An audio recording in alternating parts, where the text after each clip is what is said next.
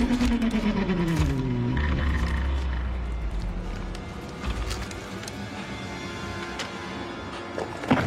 semuanya, kembali lagi di channel Teguh Gusto. Bagaimana kabarnya teman-teman semua? Semoga baik-baik dan sehat-sehat saja ya. Dan bagaimana dengan alur cerita film Geostorm?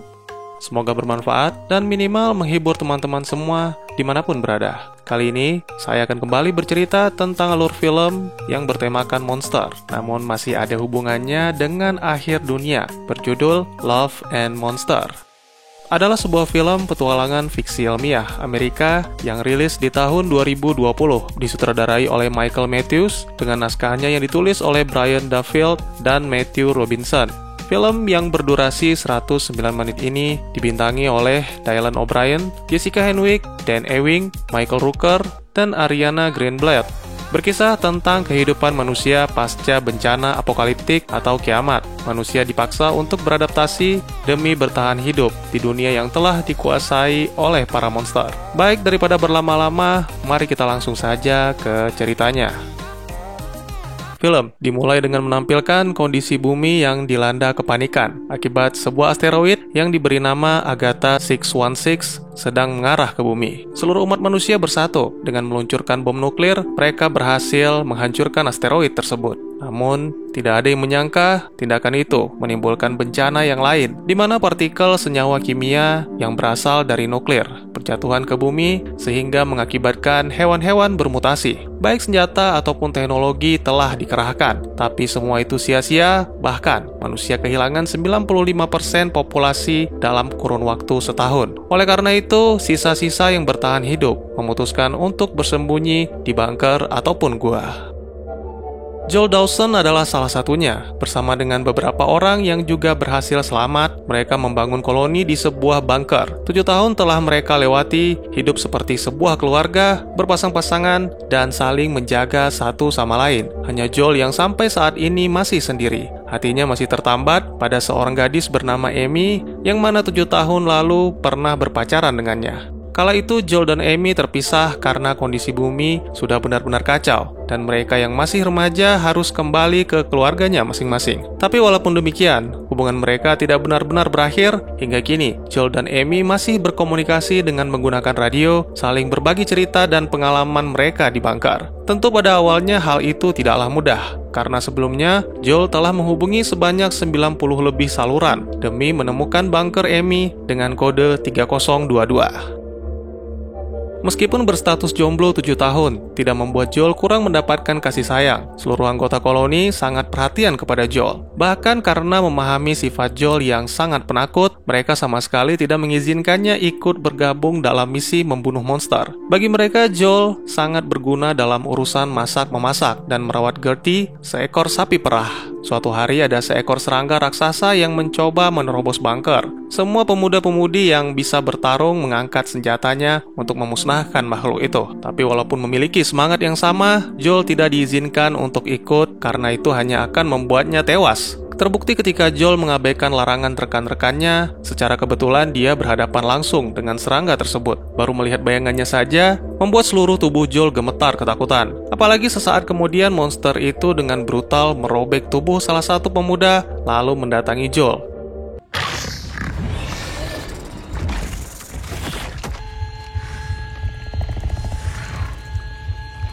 Beruntung, di saat-saat terakhir, para sahabat datang dan menghabisi monster itu. Akhirnya, kali ini, untuk kesekian kalinya, Joel selamat dari maut.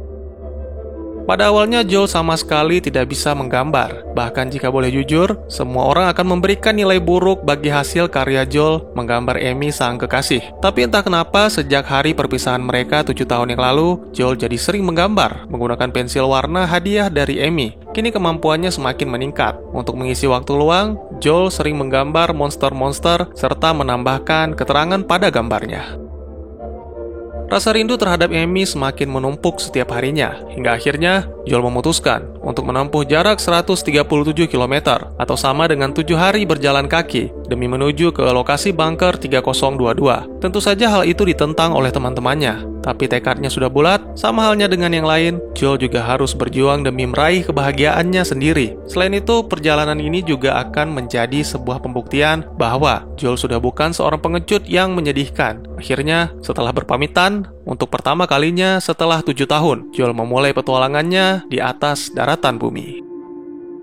Selain merasakan takut yang berlebih, Joel tidak mempunyai keterampilan lain untuk bertahan hidup. Bahkan hadiah peta dari Karen pun menjadi tidak berguna karena pemuda itu sama sekali tidak tahu cara membaca peta dan arah angin. Satu-satunya pesan yang terus diingatnya adalah lari dan bersembunyi jika bahaya menghampiri. Setelah 7 tahun berada di bawah tanah, pemandangan di atas daratan menjadi sangat menakjubkan. Tetapi Joel harus tetap waspada karena terdapat telur serangga di mana-mana yang kini telah bermutasi menjadi lebih besar. Tak lama kemudian Joel memasuki kawasan bekas pemukiman penduduk. Di sebuah rumah, tiba-tiba saja muncul seekor kodok raksasa yang cukup menyeramkan. Seketika pikiran Joel dipenuhi dengan rasa takut sehingga dia sama sekali tidak bisa bergerak.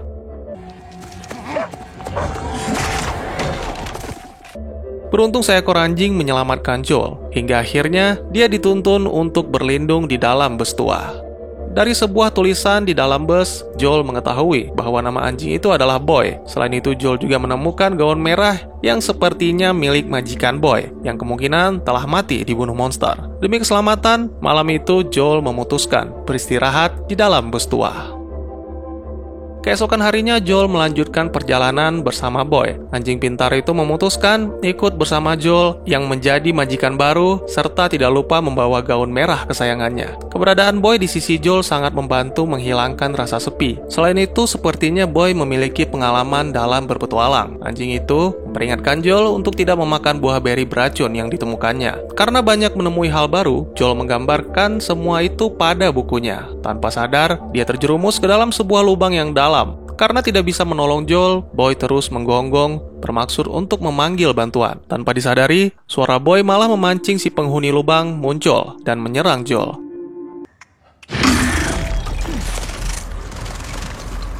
Tiba-tiba saja seorang pria datang melemparkan seutas tali untuk Joel. Lalu setelah Joel berhasil memanjat ke atas, sebuah granat dijatuhkan ke dalam lubang dan meledakkan semua monster-monster di dalamnya. Dua orang penyintas mendatangi lubang itu karena mendengar suara Boy. Mereka adalah seorang pria bernama Clyde dan satunya lagi adalah gadis kecil bernama Minnow. Awalnya mereka mengira Joel adalah seorang pencuri makanan. Namun, setelah mendengarkan penjelasan Joel, akhirnya mereka mengizinkan untuk ikut melakukan perjalanan bersama hingga di perbatasan. Karena Clyde dan Minnow menuju ke utara, sedangkan Joel menuju ke barat. Mereka pun bergegas untuk meninggalkan tempat itu karena Clyde merasakan bahwa seekor monster pemangsa sedang mengikuti Joel dari aroma tubuhnya. Clyde merasa sangat terkejut dengan keputusan Joel meninggalkan bunker hanya untuk mengejar seorang gadis. Dengan kemampuan adaptasi yang buruk serta tidak mahir menggunakan senjata, itu sama saja dengan misi bunuh diri. Minnow menceritakan latar belakang mereka berdua. Koloni mereka telah diserang sehingga menewaskan ayah Minnow dan anaknya Clyde yang bernama Elliot. Kini, mereka berdua sedang menuju ke pegunungan di daerah utara yang bernama Snow Mountain Wilderness. Ada beberapa monster yang sering berkeliaran di atas daratan. Salah satunya adalah Chambler, seekor pemangsa yang sejak tadi mengikuti Joel. Mengetahui ada sesuatu yang bergerak secara perlahan di belakang Joel, Clyde segera meminta Joel melepas bajunya. Ternyata, Joel berdiri di dekat Boulder Snail, seekor siput raksasa. Baju Joel diletakkan pada cangkang monster ramah itu, sehingga Chambler tidak mengikuti mereka lagi. Namun jangan sekali-sekali menganggap remeh makhluk itu, karena dia mampu meremukkan tubuhmu. Begitulah pesan yang disampaikan Clyde.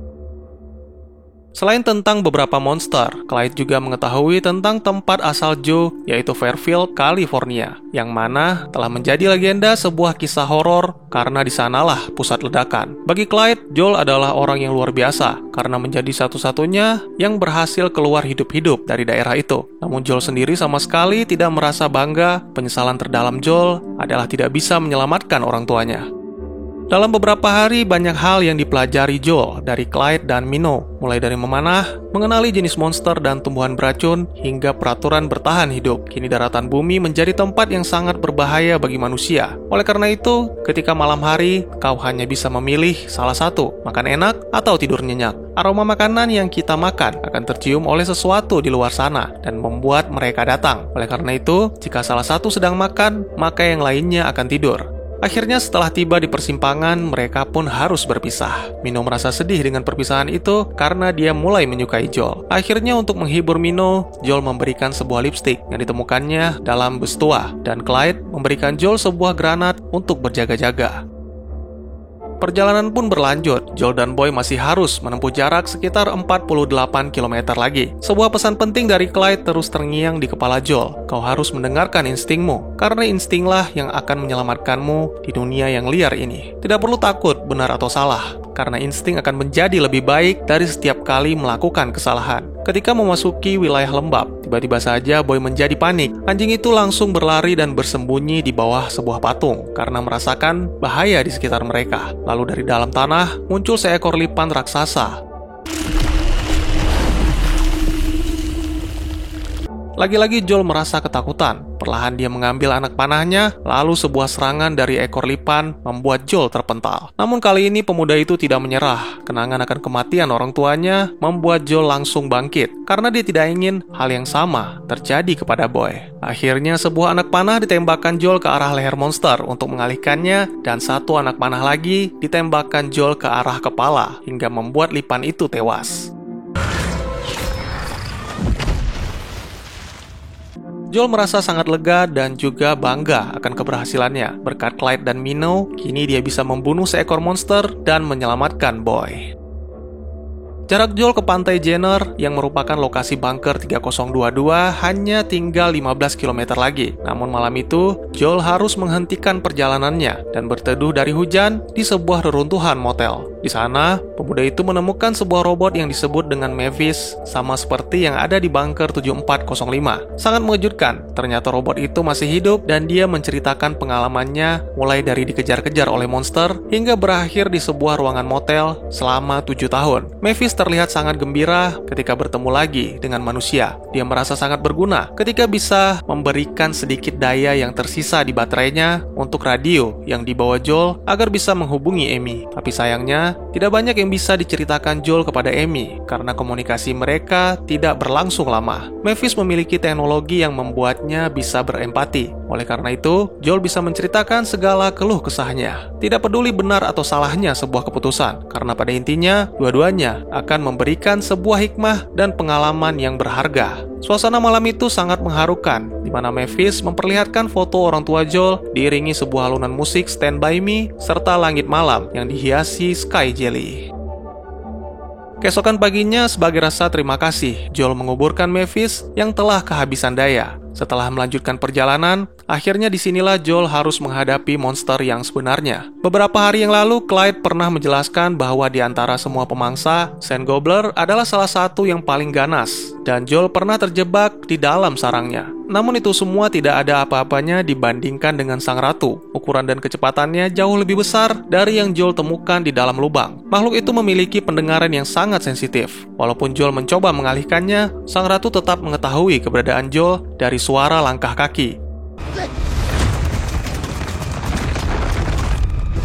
Sempat terjatuh di pinggir sungai, Joel langsung menarik Boy untuk membungkamnya sambil bersembunyi di balik batang pohon. Tapi sangat disayangkan, gaun merah kesayangan Boy jatuh ke sungai, sehingga anjing itu langsung melompat untuk mengambilnya. Tidak ada pilihan lain bagi Joel selain menyelamatkan Boy. Akhirnya, dengan menggunakan granat pemberian Clyde dan mengikuti petunjuknya dengan benar, pemuda itu berhasil meledakkan kepala sang ratu. Lagi-lagi, Joel merasa sangat bangga atas keberhasilannya. Namun semua itu tidak bertahan lama, karena tubuh Joel ditempeli lintah-lintah beracun. Hal itu membuat Joel kesal hingga tanpa sengaja membentak Boy dan membuatnya pergi. Kini Joel harus melanjutkan perjalanan tanpa ditemani Boy. Tak lama kemudian, kesadaran Joel mulai hilang akibat racun. Kembali dia teringat penjelasan Clyde tentang sebuah tumbuhan yang mengandung anti racun. Beruntung Joel menemukan tumbuhan tersebut berada tepat di sebelahnya. Setelah memakannya, Joel mencoba melanjutkan perjalanan. Namun sepertinya efek anti racun belum bekerja hingga akhirnya dia ditemukan oleh Amy.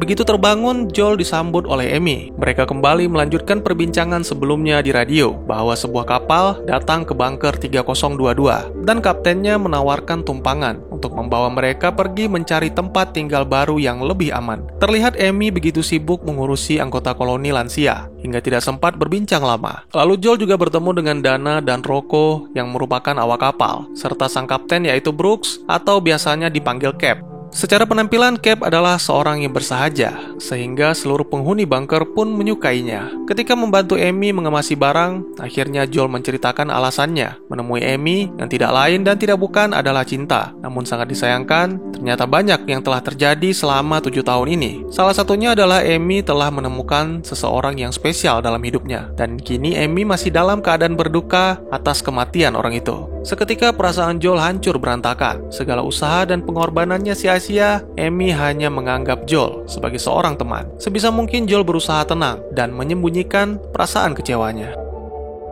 Cap mengadakan pesta dalam rangka malam terakhir mereka di bunker 3022. Pria itu terlihat begitu bersemangat menceritakan pengalamannya menyelamatkan diri dari kadal raksasa yang telah membunuh ribuan jiwa. Cap percaya bahwa jika menjelajahi lautan, mereka akan menemukan daratan yang aman. Pernyataan tersebut dibantah oleh Joel. Menurutku, kita tidak perlu lagi berlari dan bersembunyi. Kita cukup keluar dan mencoba bertahan demi merebut kembali dunia. Sangat disayangkan pernyataan Joel tidak disertai dengan rencana, sehingga semua orang menganggapnya tak lebih dari omong kosong belaka.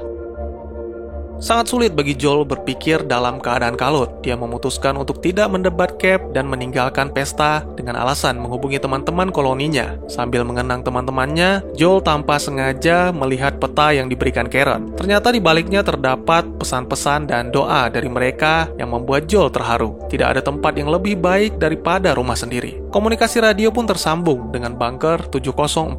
Semua teman-teman bunker sangat bersyukur dan bangga dengan keberhasilan Joel. Banyak hal yang diceritakan Joel, mulai dari pertemuannya dengan Boy, Clyde, dan Mino, serta sebuah robot Mavis yang masih hidup. Sayangnya komunikasi mereka tiba-tiba terputus karena saat ini keadaan bunker 7045 tidak stabil akibat serangan monster. Joel merindukan teman-temannya yang sudah seperti keluarga. Dia memutuskan untuk pulang karena tidak akan mendapatkan kebahagiaan jika terus berada di sini. Namun niatnya tertahan setelah melihat makanan yang dihidangkan yang ternyata adalah buah beri beracun. Pemuda itu pun bergegas menemui Amy untuk memberitahukan hal ini. Namun Joel terlambat. Semua penghuni bunker termasuk Amy telah mabuk dan tiba-tiba saja sebuah pukulan keras dari Dana membuat Joel tak sadarkan diri.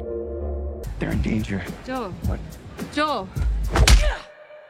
Keesokan paginya, semua kebaikan palsu dari Cap dan krunya telah terbongkar. Ternyata mereka adalah kelompok penjahat yang selalu berpindah-pindah menggunakan kapal dari satu bunker ke bunker yang lain untuk mencuri makanan. Kapal yang mereka naiki tidak menggunakan bahan bakar, melainkan sesuatu dari alam yang memiliki berat 10 ton dan sebentar lagi sesuatu itu akan merasa lapar. Cap menekan sebuah tombol yang membuat kapal mereka bergerak. Lalu tiba-tiba saja, seekor kepiting raksasa muncul dan langsung mengamuk.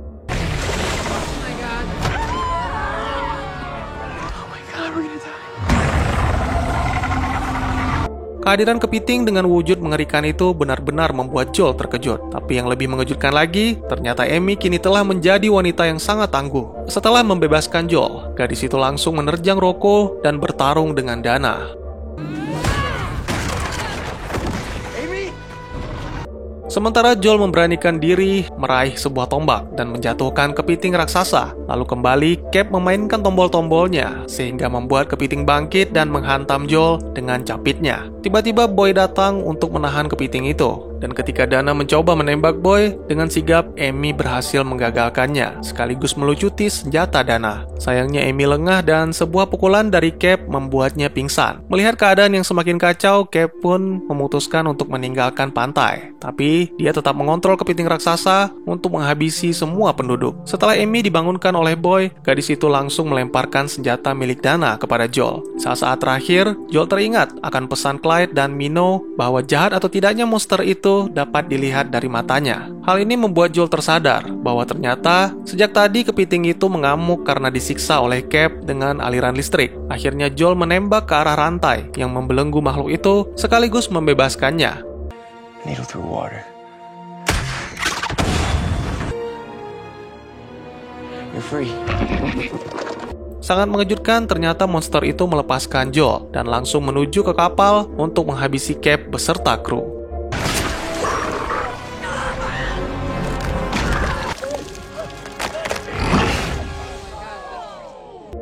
Akhirnya film pun ditutup dengan perginya Joel dari bunker 3022. Pemuda itu menjelaskan dia harus kembali ke bunker 7045 demi memeriksa keadaan teman-temannya. Jika memang memungkinkan, Joel akan membawa teman-temannya ke sebuah pegunungan di daerah utara yang katanya aman dari monster. Selain itu, Joel juga mengembalikan jimat keberuntungan Amy, yaitu sebuah miniatur buaya bernama Carl, serta buku gambar Joel yang berguna sebagai panduan untuk melawan monster di luar sana.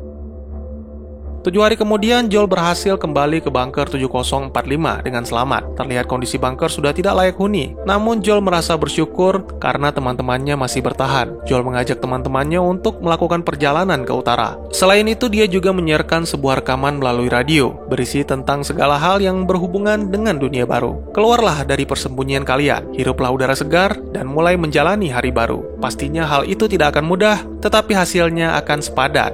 Akankah umat manusia bisa bertahan dan merebut kembali hak mereka di atas bumi? Dan tamat. Bagaimana dengan alur ceritanya? Apakah menarik? Bagi saya pribadi, film ini memiliki visual efek yang luar biasa dengan akting para pemainnya yang cukup baik. Untuk story-nya sendiri, saya merasa agak tanggung. Baik itu dalam petualangan, humor, ketegangan, dan cinta. Selain itu, banyak kisah-kisah baru yang dimunculkan tanpa akhir yang jelas. Ya mungkin saja karena durasinya yang terlalu pendek untuk genre petualangan, yang mana rata-rata film dengan genre tersebut memiliki durasi di atas 2 jam, semisal Lord of the Ring atau Star Wars. Dan bisa jadi, inilah yang membuat film Love and Monster berkemungkinan besar memiliki sequel, prequel, atau spin-off. Oleh karena itu, mari kita masuk ke segmen penjelasan. Awalnya kita melihat Joel sebagai seorang laki-laki tidak berguna karena penakut dan sama sekali tidak memiliki keterampilan sebagai laki-laki. Namun seiring berjalannya cerita, Joel telah berubah menjadi seorang pria tangguh dan memiliki pemikiran yang terbuka. Oleh karena itu, saya yakin para penonton pasti tertarik untuk mengetahui kisah perjalanan Joel memimpin kawanannya menuju ke utara. Bukan alien ataupun makhluk purba, monster-monster di film ini berasal dari dunia yang kita tinggali sekarang. Seperti yang diceritakan Joel, semua akibat dari partikel kimia yang menyebabkan serangga dan hewan amfibi bermutasi. Sejauh ini hanya 2 jenis itu yang saya temukan di Love and Monster. Masih menjadi pertanyaan, apa yang terjadi dengan hewan mamalia dan unggas yang hidup di dunia liar? Selain itu, pastinya akan lebih menarik melihat monster melawan monster demi melindungi manusia. Karena seperti yang kita tahu, beberapa siput dan kepiting adalah jenis yang lebih ramah dan mungkin saja bisa menjadi teman manusia layaknya anjing. Prequel atau spin-off dari Love and Monster juga merupakan hal yang menarik untuk diceritakan. Misalnya tentang kehidupan dan petualangan Amy untuk bertahan hidup selama 7 tahun hingga menjadi seorang gadis yang tangguh. Ataupun tentang kisah perjalanan Clyde dan Minnow mulai dari awal bencana, bertemu dengan Joel, hingga perjalanan ke utara. Selain itu, bencana yang terjadi 7 tahun lalu juga cukup menarik untuk diceritakan. Walaupun Joel sudah menceritakannya di awal film, tapi saya rasa kisah awal mula asteroid Agatha 616 menuju ke bumi hingga mutasi para monster yang menguasai dunia akan menjadi film bencana yang cukup menegangkan. Dan yang tidak kalah menariknya adalah kisah Boy. Seperti yang kita tahu, Boy sangat menjaga gaun merah yang merupakan milik majikannya. Mungkin akan menarik jika ceritanya dibuat seperti film Hachiko A Dog Story. Mulai dari cerita di balik gaun merah, serta kisah Boy bertahan hidup hingga bertemu Joel. Ya, pada intinya banyak kisah-kisah menarik yang bisa diangkat dari film ini, dan saya harap bisa segera terrealisasi. Film ini bukan semata-mata tentang kengerian monster, tapi lebih ke bagaimana perjuangan karakter utama untuk menjadi seorang pria yang lebih berguna. Joel berpesan kepada seluruh manusia untuk tidak perlu takut dan bersembunyi. Walaupun hewan-hewan telah bermutasi, tapi dengan kecerdasan, manusia pasti mampu beradaptasi. Saya hanya mengemukakan pendapat yang bisa menjadi bahan pertimbangan atau pemikiran kalian dalam memahami film. Tidak ada yang mengetahui benar atau salahnya selain sutradara dan penulis naskah. Oleh karena itu, mohon maaf jika memang ada kesalahan dari informasi yang saya sampaikan. Dan juga bagi teman-teman yang punya teori tentang film ini ataupun ingin berdiskusi, atau mungkin juga teman-teman punya referensi film lain untuk kita review, silahkan tuliskan di kolom komentar atau bisa DM ke Instagram saya di @teguhgusto. Insya Allah pasti akan saya baca. Mari kita jadikan kolom komentar sebagai sarana penambah wawasan dan menciptakan jalinan persaudaraan, bukannya malah menjadikannya sebagai tempat pembulian sehingga menciptakan permusuhan. Terima kasih semuanya, sekian dulu video kali ini. Dan jangan lupa untuk dukung terus channel ini dengan cara share, like, dan subscribe. Karena dukungan dari kalian sangat berharga bagi saya demi perkembangan channel ini. Saya Gusto, sampai jumpa di video selanjutnya. Dadah!